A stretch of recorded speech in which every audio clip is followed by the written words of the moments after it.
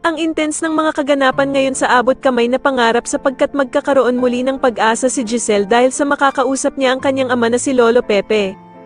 Dito nga ay makakagawa ng paraan si Don Pepe na makatawag kay Giselle kaya naman ay agad niyang sasabihin ang kanyang lugar kung saan siya naroon.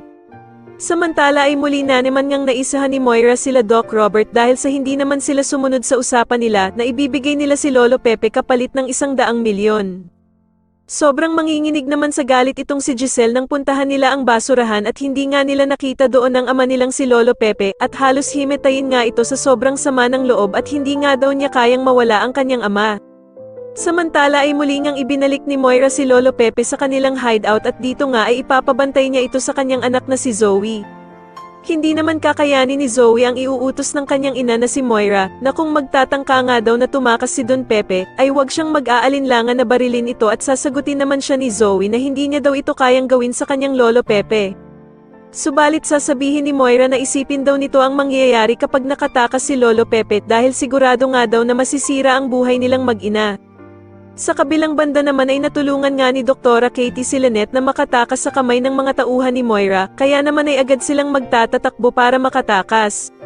Ngunit sa kasamaang palad nga ay mahuhuli pa din sila nito at mababaril naman ang guard na hiningian nila ng tulong para sana iligtas sila. At dito nga sa sobrang takot nila ay magkakahiwa-hiwalay sila at maiiwan naman itong si Lynette na nakatago sa gilid ng sasakyan.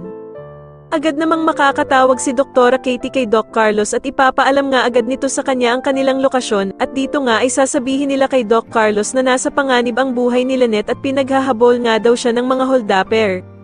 Kaya naman ay agad na pupuntahan ni Doc Carlos sila Lynette upang tulungan sila sa kamay ng mga holdapper.